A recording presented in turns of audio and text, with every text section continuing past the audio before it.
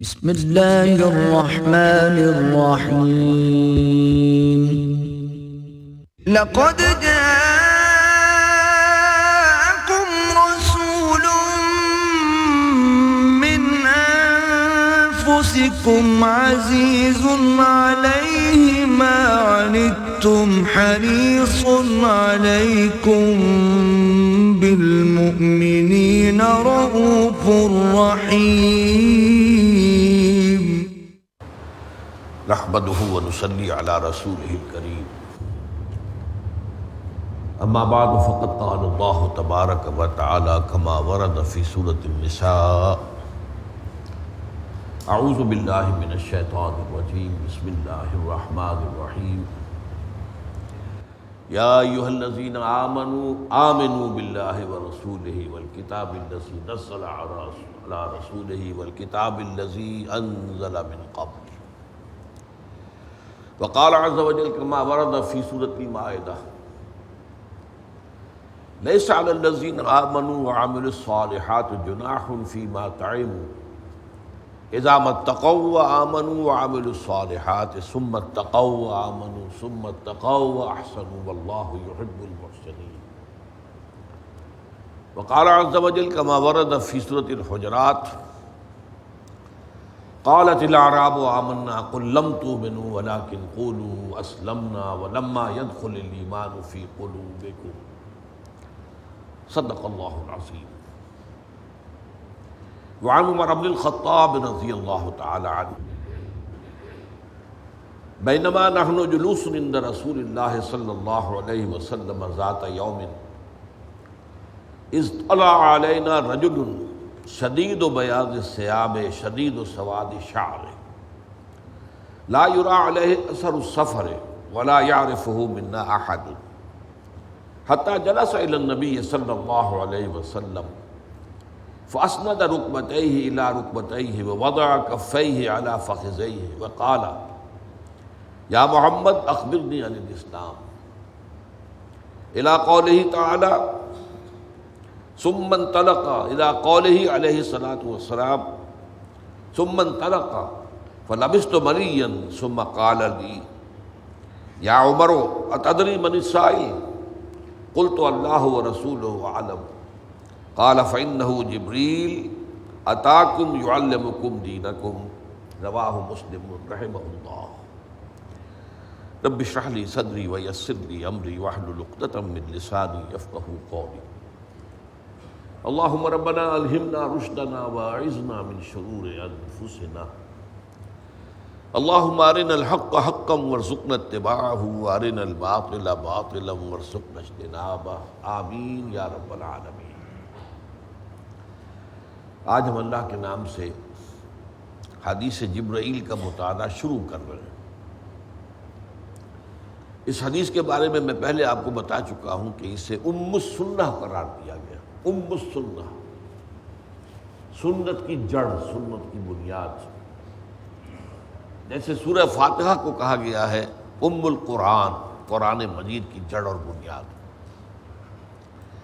اس حدیث کی عظمت کو عہد حاضر میں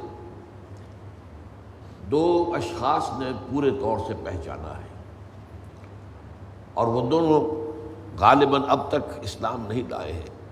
ایک امریکی ہے، سفید امریکی، اور ایک اس کی بیوی ہے جو جاپانی ہے.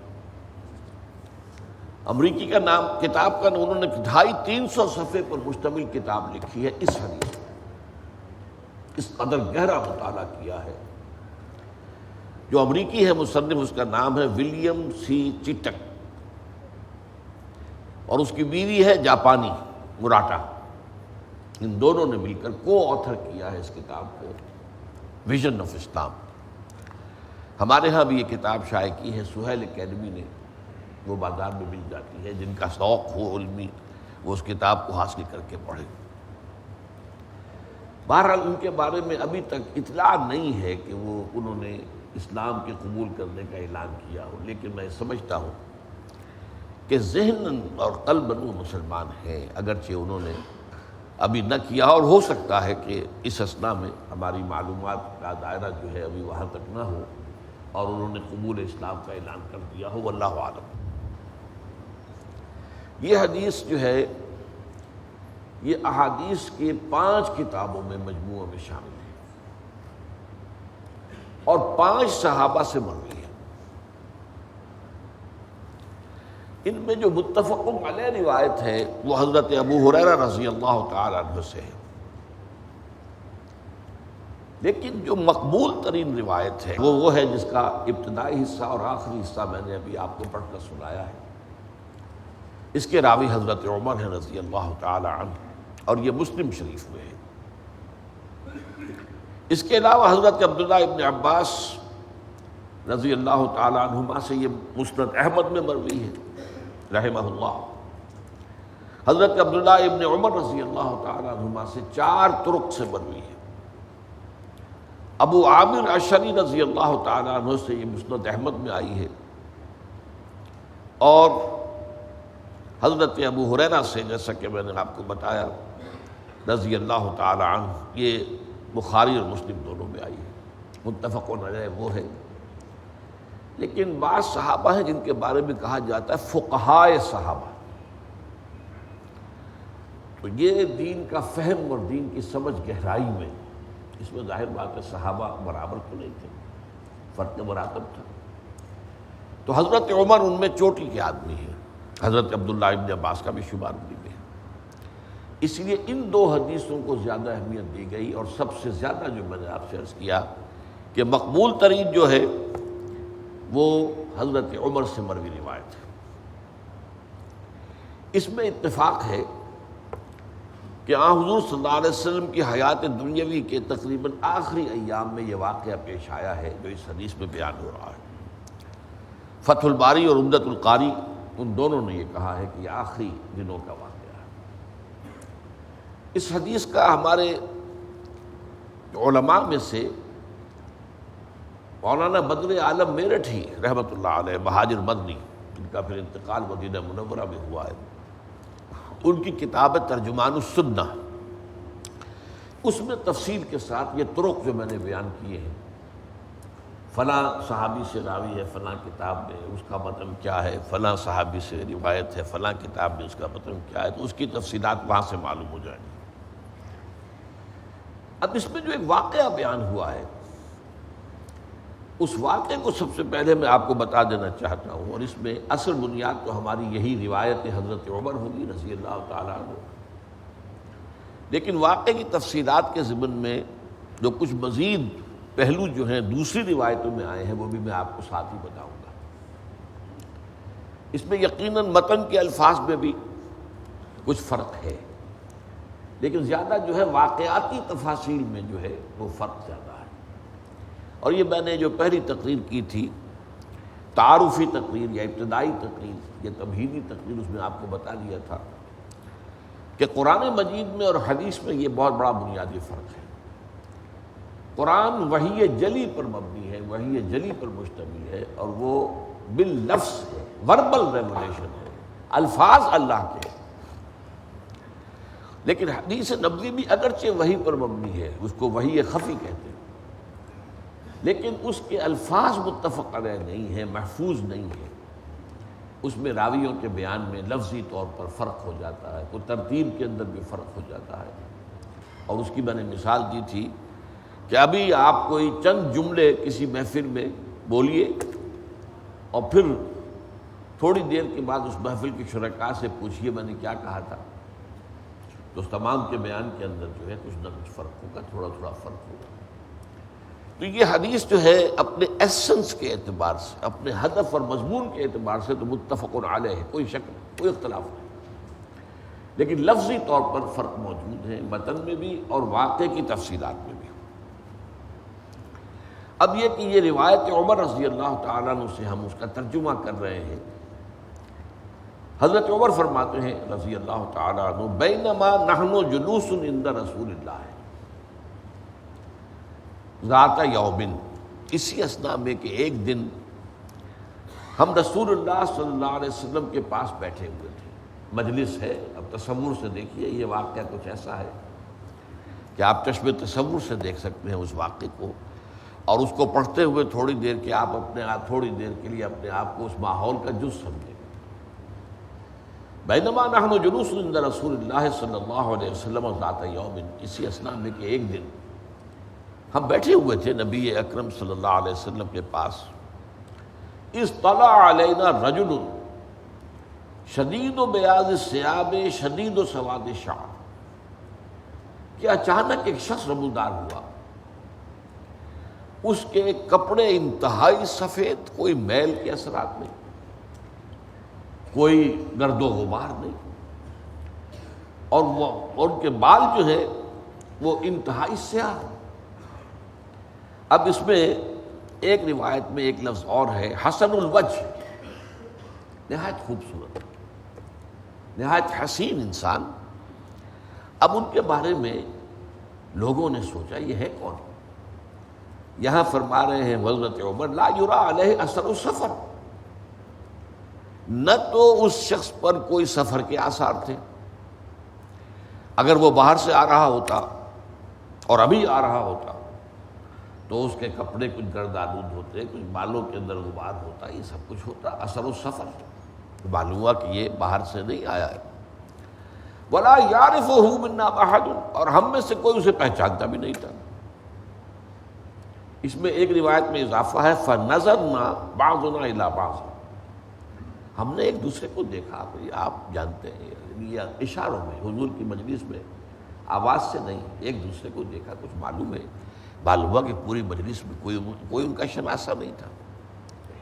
اب اگر وہ پہلے سے کسی کے ہاں مہمان آیا ہوا ہوتا تو وہ مہمان جو ہے وہ اشارہ کر دیتا کہ ہاں میرے پاس سے آئے ہیں، میرے مہمان ہیں، اور براہ راست آئے ہوتے تو ان کے اوپر اثر ہونا چاہیے سفر کا، ان کے کپڑوں پر، ان کے بالوں پر۔ ایک روایت میں یہ ہے کہ ان کی داڑھی کے بال نہایت جو ہے سیاہ تھے، شعر کی بجائے، عام بالوں کی بجائے داڑھی، اس کی سبب سمجھ میں آ جاتا ہے کہ عام طور پر عرب اپنے سر کو تو ڈھانپے ہوئے ہوتا ہے، امامہ ہے، سر کے بال تو نظر نہیں آئے، داڑھی کے بال نظر آ رہے تھے کہ جو انتہائی سیاہ تھے۔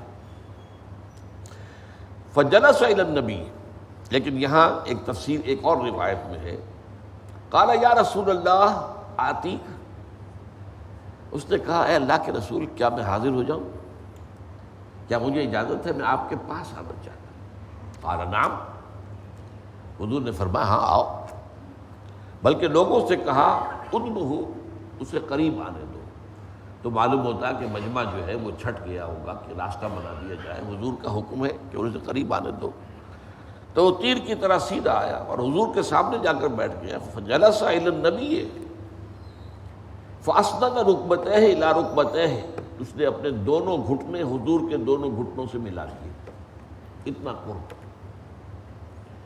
حضور بھی دو زانو تشریف فرما ہوں گے، وہ بھی دو زانو ہو گئے، اور ان کے دونوں کے گھٹنے جو ہے وہ ایک دوسرے کو بس کر رہے تھے۔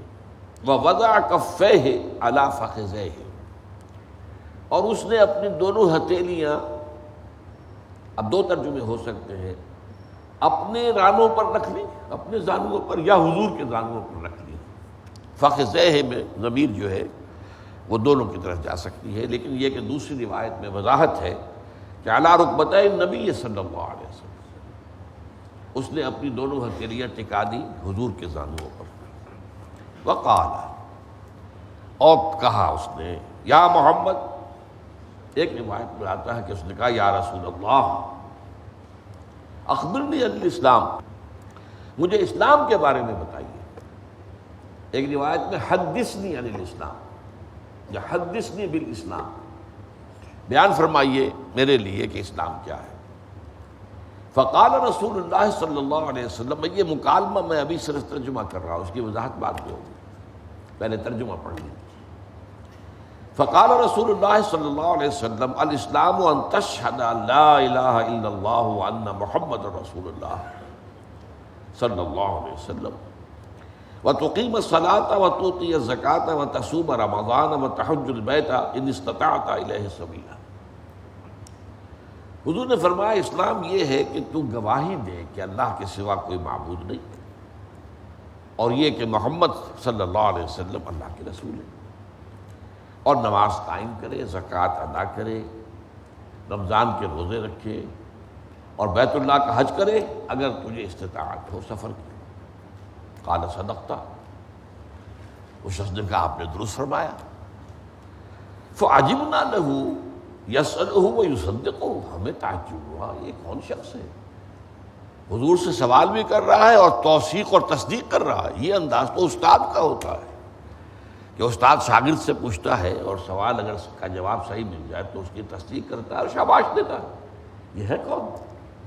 لیکن بہرحال خاموش ہے کہ یہ معاملہ صورتحال جب حضور خود اس کو برداشت کر رہے ہیں اور گویا کہ آپ کی اجازت شامل ہے وہ جو کچھ کر رہا ہے اس کے لیے، تو فعجبنا له یسألہ ویصدقہ، ہمیں تعجب ہوا، سوال کر رہا ہے اور پھر تصدیق کر رہا ہے۔ قال فاخبرنی عن الایمان، پھر اس نے کہا کہ اب مجھے بتائیے ایمان کیا ہے۔ قال ان تؤمن باللہ وملائکتہ وکتبہ ورسلہ والیوم الآخر وتؤمن بالقدر خیرہ وشرہ۔ قال صدقت، حضور نے فرمایا ایمان یہ ہے کہ تو یقین رکھے اللہ پر اور اس کے فرشتوں پر اور اس کی کتابوں پر اور اس کے رسولوں پر اور قیامت کے دن پر اور قدر، کہ جو شے بھی دنیا میں خیر یا شر کسی پر وارد ہوتا ہے وہ اللہ کی طرف سے ہے۔ تو منو بالقدر خیرہ وشرہ۔ قال صدقت، اس شخص نے پھر کہا صحیح کہا آپ نے، درست فرمایا۔ قال فاخبرنی عن الاحسان، اس کے بعد اس نے سوال کیا اب مجھے بتائیے احسان کیا ہے۔ قال ان تعبد اللہ کأنک تراہ فإن لم تکن تراہ فإنہ یراک، اس کیفیت میں اللہ کی بندگی کرنا گویا کہ تم اسے دیکھ رہے ہو۔ اب اس میں دو روایتوں میں تعبدہ کی بجائے دو الفاظ آئے ہیں متبادل۔ ان تخشى اللہ، یہ حضرت عبداللہ ابن عمر رضی اللہ تعالیٰ عنہما کی روایت ہے، ان تخشى اللہ کأنک تراہ فإن لم تکن تراہ فإنہ یراک۔ اور حضرت عبداللہ ابن عباس کی روایت میں رضی اللہ تعالیٰ عنہما ان تعمل للہ کأنک تراہ فإن لم تکن تراہ فإنہ یراک، یہ الفاظ جو ہیں یہ مشترک ہیں۔ احسان یہ ہے کہ تو بندگی کرے اللہ کی، یا ڈرے اللہ سے، یا عمل کرے اللہ کے لیے، محنت کرے، بھاگ دوڑ کرے، جد و جہد کرے، اس کیفیت میں کہ گویا کہ تم اللہ کو دیکھ رہے ہو، اس یقین کی کیفیت کے ساتھ۔ فإن لم تکن تراہ، کیونکہ اگر تم اسے نہیں دیکھ رہے، فإنہ یراک، وہ تو تمہیں دیکھ رہا ہے۔ اس حوالے سے یہ احسان کی ڈیفینیشن آ گئی۔ قال فاخبرنی عن الساعہ، اب اس نے کہا مجھے قیامت کے بارے میں بتائیے۔ قال ما المسؤول عنها بعالم من السائل، حضور نے فرمایا جس سے پوچھا جا رہا ہے، جس سے سوال کیا جا رہا ہے، وہ پوچھنے والے سے زیادہ نہیں جانتا قیامت کے بارے میں۔ اور ایک روایت میں آتا ہے کہ یہاں حضور نے فرمایا فی خمس لا یعلمہن الا اللہ، یہ تو ان 5 چیزوں میں سے ہے جس کا علم اللہ کے سوا کسی کو نہیں۔ اور پھر حضور نے وہ آیت پڑھی ثم تلا النبی صلی اللہ علیہ وسلم، یہ سورہ لقمان کے آخر میں ہے، ان اللہ عندہ علم الساعہ وینزل الغیث ویعلم ما فی الارحام وما تدری نفس ماذا تکسب غدا وما تدری نفس بأی ارض تموت ان اللہ علیم خبیر۔ اللہ تعالیٰ ہی ہے جس کے پاس قیامت کا علم ہے کہ وہ کب آئے گا، وہی ہے جو بارش برساتا ہے، وہی ہے جو جانتا ہے کہ ماؤں کے پیٹوں میں کیا ہے، اور کسی انسان کو، کسی ذی نفس کو یہ معلوم نہیں ہے کہ وہ کل کیا کمائی کرے گا، کل کوئی نیکی کمائے گا یا بدی کمائے گا، یا دنیا کی کمائی کے اعتبار سے بھی کیا پتہ۔ وما تدری نفس بأی ارض تموت، اسی طرح کسی انسان کو، کسی کو یہ معلوم نہیں ہے کہ اس کی موت کس جگہ واقع ہے۔ کیا پتہ ہے ساری عمر تو اپنے شہر میں مقیم رہا اور آخری وقت میں کسی سفر پر نکلا اور سفر میں موت آ گئی۔ تو کچھ معلوم نہیں موت کہاں آئے گی۔ ان اللہ علیم خبیر، یہ تو اللہ ہی ہے جو ہر چیز کا علم رکھتا ہے اور ہر شے سے باخبر ہے۔ قال فاخبرنی عن اماراتها، تو حضور یہ تو بتا دیجئے کہ اس قیامت کی نشانیاں کیا ہوں، کیسے معلوم ہوگا کہ قیامت قریب آ گئی؟ قال ان تلد الامۃ ربتها، جب تم دیکھو گے کہ لونڈی اپنی مالکہ کو جنے گی۔ اس کا مفہوم کیا ہے؟ اکثر کے نزدیک یہی ہے کہ اتنی سرکش ہو جائے گی اولاد کہ بیٹیاں جو عام طور پر زیادہ جو ہے وہ اپنے والدین کا ادب کرنے والی اور زیادہ جو ہے اپنی بات کو، اپنی آواز کو پست رکھنے والی ہیں، ان کا حال یہ ہو جائے گا کہ گویا کہ اپنی ماؤں کی مالکہ ہیں، مائیں ان سے ڈریں گی کہ ان کی کسی غلط بات میں میں نے ٹوک دیا تو پتہ نہیں پلٹ کر یہ کیا کہہ دیں، زیادہ زبان خاموش رکھیں، زبان بند رکھیں۔ ان تلد الامۃ ربتها، کہ لونڈی اپنی مالکہ کو جنے۔ وان ترى الحفاة العراة العالة رعاء الشاة يتطاولون في البنيان، اور یہ کہ تم دیکھو کہ بھوکے، ننگے اور چرواہے، بکریوں کے چرانے والے، ننگے بدن ننگے پیر، وہ اونچی اونچی عمارتیں بنائیں، اس میں مقابلہ کریں۔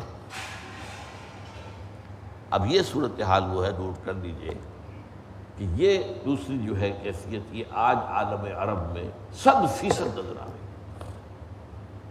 اس لیے کہ حضور سے پوچھا بھی گیا تھا، یہ حضرت ابن عباس رضی اللہ تعالی عنہما کی روایت میں اضافہ ہے۔ حضرت جبرائیل نے 5واں سوال کیا، یا رسول اللہ ومن اصحاب الشاء الحفاة الجعاء العالة، یہ کون ہے جو بھوکے ننگے پاؤں اور بکریوں کے چرواہے؟ فرمایا العرب، وہ عرب ہوں گے۔ اور یہ منظر آج ہمارے سامنے ہے۔ دبئی کہاں سے کہاں پہنچا ہوا ہے۔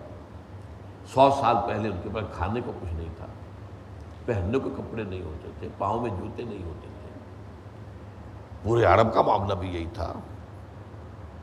یہ معاملہ جو ہے تو تقریباً 70-80 برس ہوئے ہیں کہ صورتحال بدلی ہے، جبکہ تیل دریافت ہوا اور تیل نکلنا شروع ہوا، لیکن اب کہاں تک پہنچ گیا ہے اس کا آپ اندازہ کیجیے۔ صحراؤں میں گل و گلزار، آپ اگر ابوظہبی کے ایئرپورٹ سے جائیں ابوظہبی شہر، تو درمیان میں آپ کو پورا ایسا نقشہ نظر آئے گا جس سے کہ یہ تو چمنزار ہے، اس لیے کہ سڑک کے دونوں طرف اونچے اونچے پشتے بنا دیے ہیں تاکہ اس سے آگے نگاہ نہ جائے۔ اس سے آگے نگاہ جائے گی تو صحرا نظر آئے گا، چٹیل بنجر، لہذا نگاہ رہے گی انہی پشتوں کے اندر، اور اس میں ہر جگہ جو ہری بھری گھاس ہے اور پھول کے پودے ہیں اور نہایت خوبصورت منظر ہے۔ یہ آپ دبئی میں دیکھ لیجئے، یہ آپ ابوظہبی میں دیکھ لیجئے، ان کے کارنش جو ہیں، جو ساحلی سڑکیں ہیں، پورے امریکہ میں کہیں میں نے ایسا جو ہے آراستہ پیراستہ اور عالی شان اور خوبصورت میں نے کہیں کارنش جو ہے، کہیں جو ہے ساحلی سڑک ایسی نہیں دیکھی جیسے وہاں ہے۔ اب جدہ کے اندر بھی یہی حال ہے۔ ریاض کا کیا حال ہے، جدہ کے کس حال میں ہے، اور دبئی میں سمجھتا ہوں کہ ان کے بعد جو ہے ابھرنا شروع ہوا، لیکن وہ سب سے آگے نکل گئی۔ 7 سٹار ہوٹل، یہ حال ہے اس عرب کا جس کے بارے میں فرمایا تر الحفاة العراة العالة رعاء الشاة يتطاولون في البنيان۔ یتطاولون یہ باب تفاعل سے آیا ہے، ایک دوسرے کا مقابلہ کرنا۔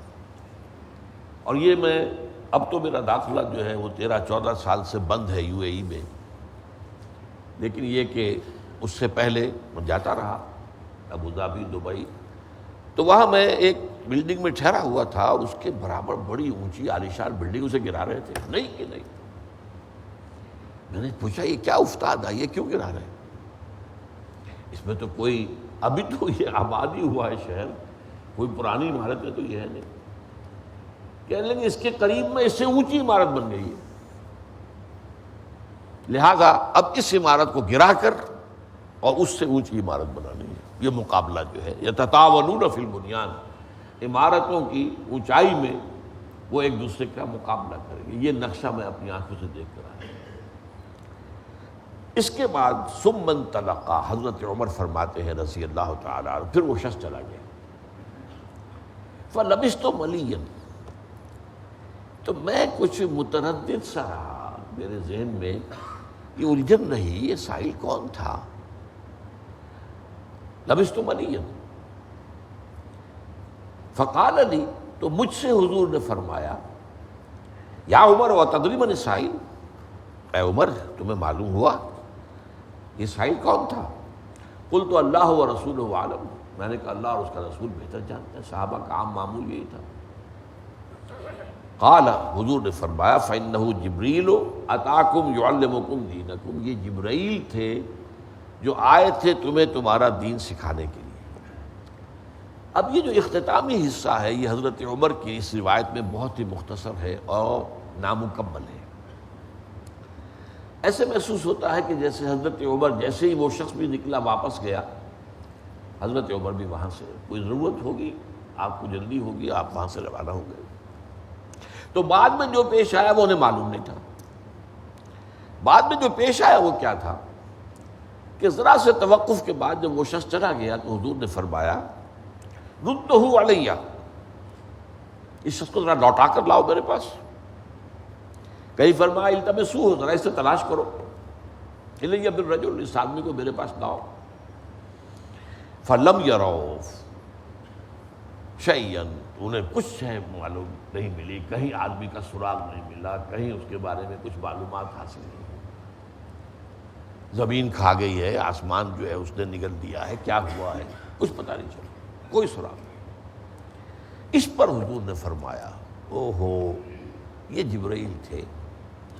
اور اس کے بارے میں آتا ہے، والذی نفسی بیدہ، قسم ہے، یہ حضرت ابو عامر اشعری سے روایت ہے مسند احمد میں، والذی نفسی بیدہ ما جاءنی قط الا وانا عارفہ الا ان تکون هذه المرہ.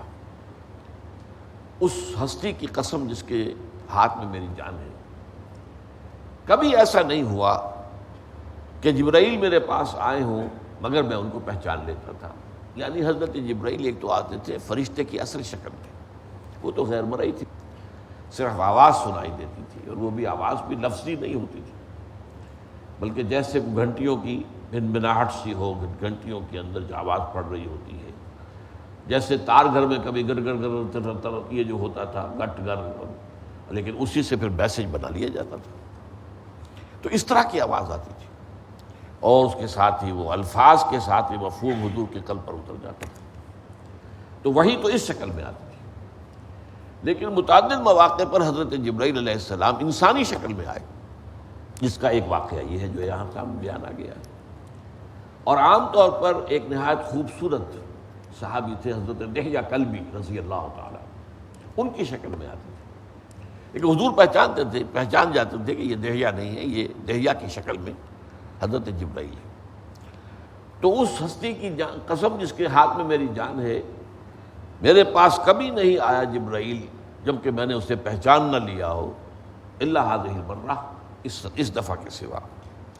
اسی طرح یہ حضرت عبداللہ ابن عمر رضی اللہ تعالی عنہما کی روایت میں ہے، ما جاءنی فی صورت الا عرفتہ غیر هذه الصورہ، کبھی ایسا نہیں ہوا کہ کسی بھی شکل میں کسی صورت میں حضرت جبرائیل آئے ہوں اور میں نے پہچانا نہ ہو، صرف سوا اس مرتبہ کے. اب اس میں یہ بھی جان دیجئے کہ یہ جو فرمایا کہ یہ جبرائیل تھے جو تمہیں تمہارا دین سکھانے آئے تھے، تو اس کے ضمن میں جو بخاری کی روایت اور حضرت ابو ہریرہ سے مسلم کی روایت ہے، اس میں الفاظ یہ ہیں اضافی، اراد ان تعلموا اذ لم تسألوا. جبرائیل اس لیے آئے تھے، انہوں نے چاہا کہ تم وہ چیزیں جان لو جن کے بارے میں تم نے سوال نہیں کیا ہے. دین کی بعض حقیقتیں ایسی ہیں جن کے بارے میں تمہیں سوال کرنا چاہیے تھا، تمہیں پوچھنا چاہیے تھا، وضاحت طلب کرنی چاہیے تھی، تم نے نہیں کی ہے. تو حضرت جبرائیل آئے ہیں اس خلا کو پر کرنے کے لیے، اذ لم تسألوا، جبکہ تم نے سوال نہیں کیا. دوسرے یہ کہ عبداللہ ابن عمر رضی اللہ تعالی عنہما کی روایت میں یہ الفاظ بھی ہے، ما رأینا رجلا اشد توقیرا لرسول اللہ من ھذا الرجل، ہم نے نہیں دیکھا کسی انسان کو کہ وہ اتنی عزت کرتا ہو اللہ کے رسول کی جتنی کہ وہ شخص کر رہا ہے۔ کأنہ یعلم رسول اللہ صلی اللہ علیہ وسلم، ایسے محسوس ہوتا تھا کہ یہ تو حضور سے واقف ہے، حضور کو جانتا ہے، حضور کے مرتبے سے واقف ہے، حضور کے نبوت و رسالت سے واقف ہے۔ تو یہ میں نے آپ کے سامنے واقعہ رکھ دیا، ابتدا اس کی کیا تھی اور انتہا کیا ہوا ہے، اور اس میں یہ کہ حضرت عمر نے جو فرماتے ہیں کہ میں فلبثت ملیا، تو میں ذرا متردد رہا، اور اس میں روایات میں آتا ہے 2 یا 3 دن کے بعد ہو سکتا ہے کہ حضرت عمر کی ملاقات، حضور کی خدمت میں حاضری اس کے بعد 2 دن بعد 3 دن بعد ہوئی، کیونکہ عام طور پر یہ معلوم ہے کہ حضرت عمر نے ایک انصاری صحابی کے ساتھ معاہدہ کیا ہوا تھا، دکان تھی مشترک، ایک دن تم بیٹھو دکان پر، میں حضور کی صحبت میں رہوں گا، اگلے دن میں بیٹھوں گا دکان پر اور تم حضور کی صحبت سے فیض یاب ہونا، یہ تقسیم کار تھی۔ تو اگلے دن شاید وہ اپنے اس معاہدے کی وجہ سے نہیں آئے، اور اس کے بعد ایک اور دن ہو سکتا ہے کہ وہ کسی اور مصروفیت کی وجہ سے نہیں آئے۔ اب جب آئے تو حضور صلی اللہ علیہ وسلم نے حضرت عمر کے چہرے پر پڑھ لیا کہ یہ کچھ متردد سے ہے، کوئی تشویش میں ہے، تو حضور نے خود پوچھا، یا عمر اتدری من السائل، اے عمر تمہیں معلوم ہوا یہ سائل کون تھا؟ قلت اللہ ورسولہ اعلم، تو حضرت عمر نے فرمایا اللہ اور اس کے رسول بہتر جانتے ہیں۔ قال فإنہ جبریل اتاکم یعلمکم دینکم، یہ جبرائیل تھے جو آئے تھے تمہیں تمہارا دین سکھانے کے لیے، اور میں نے بتا دیا بخاری کی روایت میں یہ بھی ہے کہ اذ لم تسألوا، جب کہ تم نے سوال نہیں کیا۔ اب اس میں جو 4 سوال آئے ہیں جن کے جوابات حضور نے دیے، ان میں ایک بات نوٹ کیجئے، اہم ترین سوال پہلے 2 ہیں، ایمان کیا ہے، اسلام کیا ہے، اور روایات کے اندر بھی یہ اختلاف ہے۔ ابن عمر کی روایت میں پہلا سوال تھا ایمان کے بارے میں، دوسرا سوال تھا اسلام کے بارے میں، یہ میں بعد میں عرض کروں گا، اور حضرت عمر کی روایت میں پہلا سوال تھا، اور اکثر اور دوسری روایات میں اکثر سب میں مشترک بات یہ ہے کہ پہلا سوال تھا اسلام کے بارے میں، دوسرا سوال تھا ایمان کے بارے میں۔ یہ جو اسلام اور ایمان کے ضمن میں سوال ہے، یہ انتہائی اہم سوال ہے، جس کی میں ابھی وضاحت کروں گا آپ کے سامنے۔ تیسرا سوال جو ہے وہ بھی بہت اہم ہے، وہ خاص طور پر روحانیت کے ضمن میں، جس کا موضوع ہمارے ہاں تصوف جو ہے، جس کا موضوع بن گیا ہے روحانیت، اس کے ضمن میں صحیح روش کیا ہونی چاہیے دین میں، اس کو بیان کیا گیا۔ اس لیے کہ ظاہر بات ہے کہ بعد میں دین میں جو خرابیاں پیدا ہوئی ہیں وہ 3 گوشوں سے ہوئی ہیں۔ حضرت عبداللہ ابن مبارک رحمۃ اللہ علیہ صحابی نہیں تھے، تابعی بھی نہیں تھے، تبع تابعی تھے، لیکن بہت نیک مجاہد انسان۔ ان کا ایک شعر ہے، وما افسد الدین الا الملوک ورہبان سوء واحبارها، واحبار سوء ورہبانها، دین میں فساد جو ہے وہ 3 طرف سے آتا ہے یا آیا ہے، یعنی معلوم ہوتا ہے کہ دور خلافت راشدہ کے مقابلے میں تو اس دور میں بھی فساد آ چکا تھا۔ اب یہ ریلیٹیو بات ہے، ایک آج کا دور ہے، فساد جس انتہا کو پہنچا ہے، ظہر الفساد فی البر والبحر بما کسبت ایدی الناس، بحر و بر میں فساد ہے، فتنہ ہے، لیکن ظاہر بات ہے کہ دور خلافت راشدہ کے بعد اس میں جو ہے کمتی جو آتی رہی ہے، کمی جو آتی رہی ہے، تو پھر ان دوروں کے اندر بھی جو حساس لوگ تھے انہیں فتنہ محسوس ہو رہا تھا، فساد محسوس ہو رہا تھا، لیکن یہ کہ اس کی سورس کیا ہے، وما افسد الدین الا الملوک، یا تو بادشاہ سلاطین وہ دین میں ہیرا پھیری کرواتے ہیں اپنے مفادات کے لیے، اور یا یہ کہ احبار و سوئن علماء سوء، دین فروش علماء، فتویٰ فروش علماء، جو اصل میں اپنے دین کو اور اپنے علم کو کمائی کا ذریعہ بناتے ہیں، طالب دنیا، احبار و سوئن ورہبانھا، ان کے راہب، یہ رہبانیت جب آتی ہے تو یہ بھی دین کے اندر فتور اور فساد پیدا کرتا ہے۔ اسی کو علامہ اقبال نے اپنے ایک شعر میں کہا ہے، باقی نہ رہی تیری وہ آئینہ ضمیری، اے کشتہ ملائی و سلطانی و پیری، کہ اے مسلمان جو آج 3 طرف سے تجھے زخم لگے ہیں، کشتا ہے تو، ان کا زخم خوردہ ہے، اس وہ 3 ہیں، ملائی اور سلطانی اور پیری۔ ایک تو یہ پروفیشنلزم، مذہبی پروفیشنلزم، ملا مذہبی پروفیشنل، اور سلطان بادشاہ ملوکیت، اور پیری مریدی، اس کے جو بھی اس وقت حالات ہیں اللہ ماشاءاللہ۔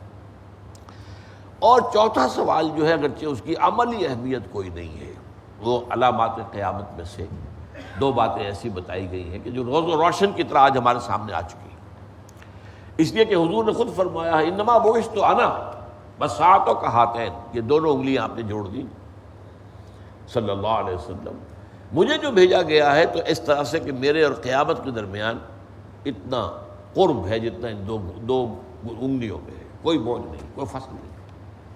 میں آخری رسول، تم آخری امت، اب قیامت آئے گی، کوئی اور نبی نہیں آئے گا، کوئی اور کتاب نہیں آئے گی، کوئی اور رسول نہیں آئے گا، کوئی اور امت جو ہے وہ اٹھے گی نہیں۔ تو گویا کہ اصل میں حضور کی بعثت ہی فی نفس ہی علامات قیامت میں سے شمار کی گئی، لیکن اس کے بعد یہ ہے کہ پھر چھوٹی علامتیں، بڑی علامتیں، ان پر جو ہے جو احادیث کے مجموعے ہیں ان میں پورے باب ہیں، تو علامات جو ہیں چھوٹی بھی ہیں بڑی بھی ہیں، اور اس میں یہ کہ کتاب و علامات الساعہ، یہ کتاب جو ہے وہ مل جائے گی آپ کو، علامات الساعہ قیامت کی نشانی، اور یہ آپ کو احادیث ملے گی۔ تو جیسا کہ میں نے عرض کیا کہ یہ 2 حدیثیں جو ہیں، یہ 2 جو علامات ہیں، یہ تو تمام و کمال ظاہر ہو چکے ہیں، اولاد کی سرکشی بالعموم، اور نمبر 2 یہ کہ وہ جو عرب حضور نے وضاحت کر دی۔ جب 5واں سوال کیا ہے حضرت جبرائیل نے، یہ جو آپ نے جن کو کہا ہے اصحاب الشاء والحفاۃ والجیاع والآلۃ، یہ بھوکے ننگے اور بکریوں کو چرانے والے ننگے پاؤں، یہ کون ہوں گے؟ فرمایا عرب، اور وہ عرب کے اندر آپ کو نظر آ رہا ہے، جزیرہ نما عرب کا مشرقی ساحل دیکھ لیجئے، اس کا مغربی ساحل دیکھ لیجئے، جنوبی ساحل کے ساتھ صحرا ہے، وہاں آبادی اور وہ ہے ہی نہیں، وہ تو جو علاقہ ہے وہ بہرحال اسے الربع الخالی کہتے ہیں، یہ خالی ہے، وہاں نہ کوئی انسان ہے نہ کوئی نباتات ہیں، اس میں تو ایسا ریت بھی ایسی ہے کہ جس پر کوئی شے ٹھہر ہی نہیں سکتی، وہ سیدھی نیچے جاتی ہے، ریت ایسی نہیں ہے جیسی ریت کے اوپر اونٹ چل رہا ہے، انسان چل رہے ہیں، تھوڑا سا پاؤں دھستا ہے، لیکن بس اتنا ہی ہے کہ تھوڑا آپ کو تکلیف ہو جائے گی پاؤں ذرا نکال کر چلنے میں، لیکن اس میں آپ دھستے تو نہیں چلے جائیں گے۔ البتہ دوسرے صحراؤں میں بھی کوئک سینڈز کہلاتے ہیں، ایسی جگہیں ہوتی ہیں جہاں پر کہ وہ ریت جو ہے مسلسل اندر جا رہی ہے، اور کہیں اس میں کسی کا پاؤں پڑ گیا تو وہ گیا، جیسے دلدل میں گیا ایسے اس کوئک سینڈ کے اندر بھی اس سے پھر بچنا نکلنا ممکن نہیں، کتنا ہی زور لگا لیجیے کھینچ لیجیے اس آدمی کو آپ کھینچ نہیں سکتے۔ لیکن خاص طور پر یہ جو پورا صحرا ہے ربع الخالی، یہ تو در ہے، اور یہ ہے اصل میں مسکن قوم عاد کا۔ قوم عاد کی زبردست تہذیب تھی، بہت بڑی زبردست قوم تھی یہ، انہی میں شداد تھا جس نے کہ اپنی جنت بنائی تھی، اور اب وہ شداد کا شہر بھی نظر آ گیا، کیونکہ اب تو آپ وہ ذرائع ہیں جو زمین کے نیچے آپ دیکھتے ہیں، وہ زمین کے اندر اسی ریت کے نیچے جو ہے وہ دبا ہوا شہر موجود ہے، اس کو دیکھ لیا گیا ہے، شداد کی جنت، اس میں بڑے بڑے ستون جو ہیں، بڑی مضبوط فصیل اور فصیل کے اوپر کھڑے ہوئے جو ستون تھے، یہ جس کو کہا گیا ہے قرآن مجید نے کہ ذات العماد، ارم ذات العماد التي لم يخلق مثلها في البلاد۔ تو یہ جو ہے یہ صورتحال جو ہے عرب کا مشرقی ساحل ہے اور عرب کا مغربی ساحل ہے، اس پہ آپ کو نظر آ جائے گا۔ اب میں آتا ہوں کہ جو 2 اہم ترین سوال ہیں ان کا اصل میں اہمیت کا پس منظر کیا ہے، ان میں گفتگو تفصیل سے ہوگی۔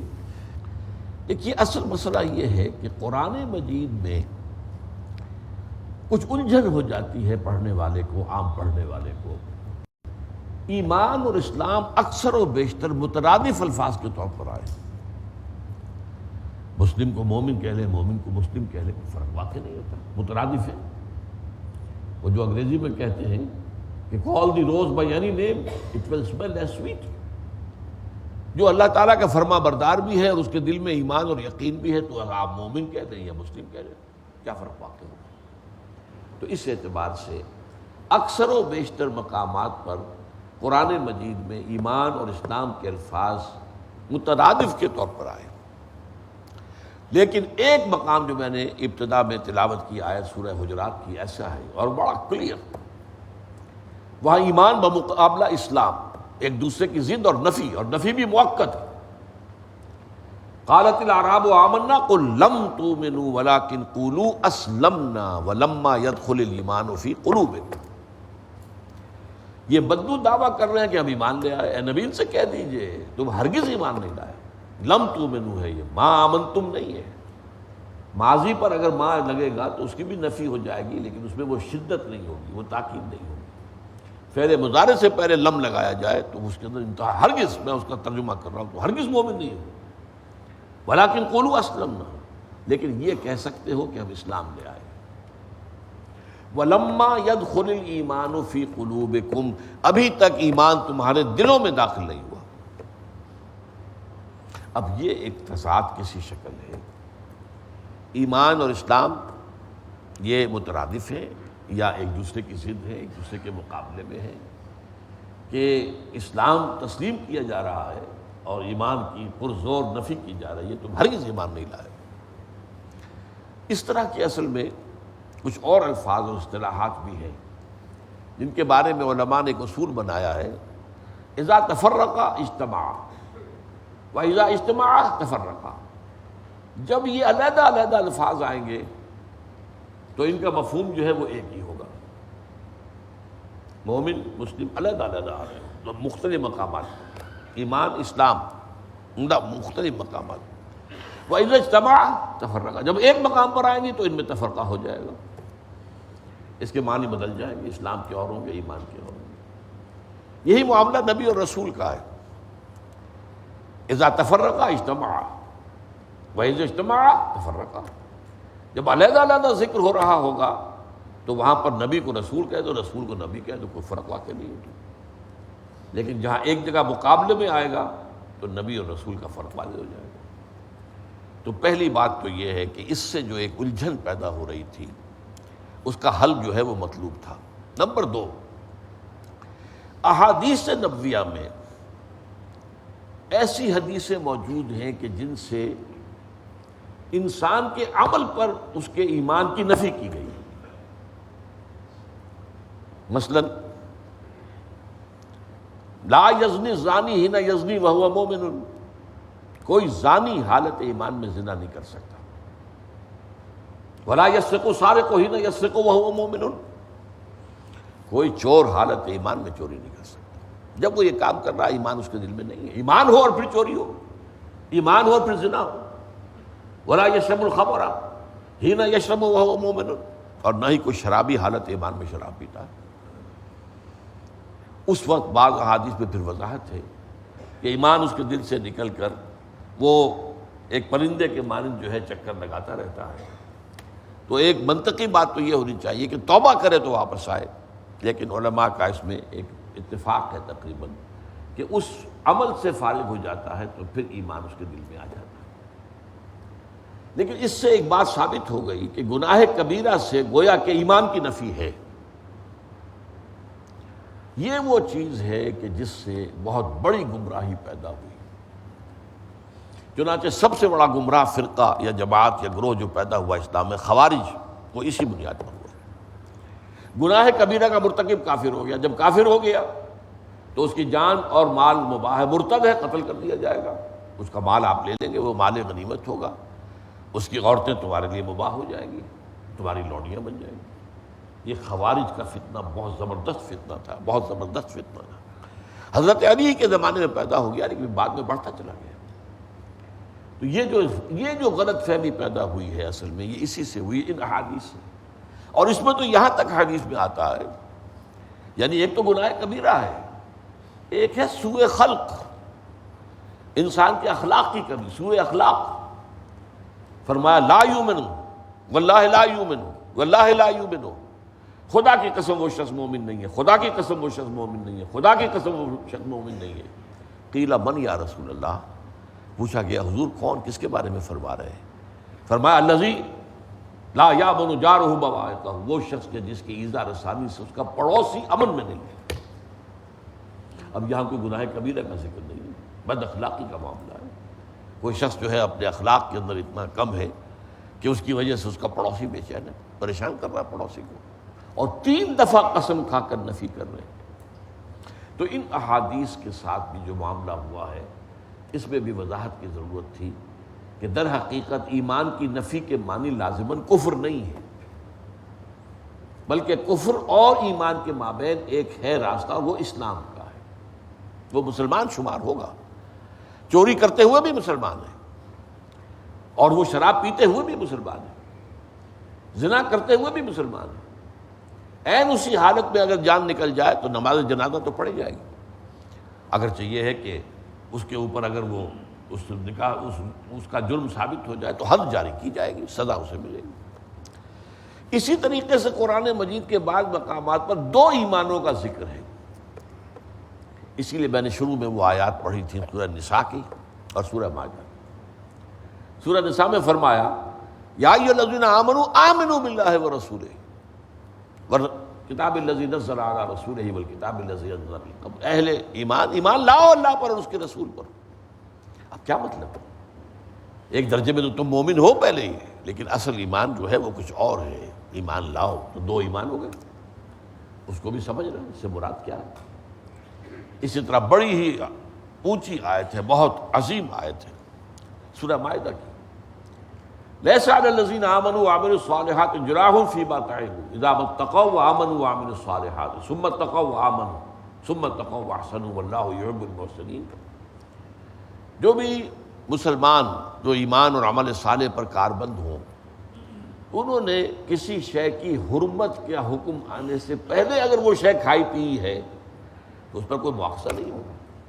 یہ تشویش پیدا ہو گئی تھی صحابہ کو جب شراب کا آخری حکم آیا حرمت کا، کہ ہمیں تو پیتے ہوئے 50 سال ہو گئے پیتے ہوئے، عرب میں تو پینے کی شے اصل میں شراب ہی تھی، جیسے مغرب میں آج ہے ہوٹل میں جا کر آپ کو پانی نہیں ملے گا، وہ تو شراب جتنی چاہ بن۔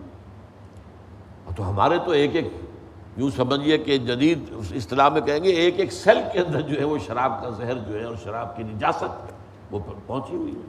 اور میں نہیں، اس کے آخری حکم سے، پروہیبیشن کے آخری حکم آنے سے پہلے اگر پی گئی ہے کوئی پرواہ نہیں۔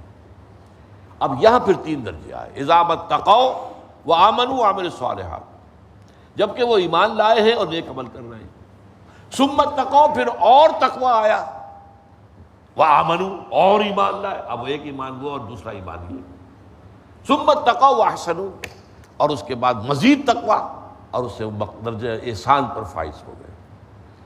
یہ میں نے آپ کے سامنے چند مسائل رکھے ہیں جن کا حل ان سوالات کے جو جوابات حضور نے دیے ان میں موجود ہے۔ بارک اللہ لی و لکم فی القرآن العظیم و نفعنی و ایاکم بالآیات والذکر الحکیم۔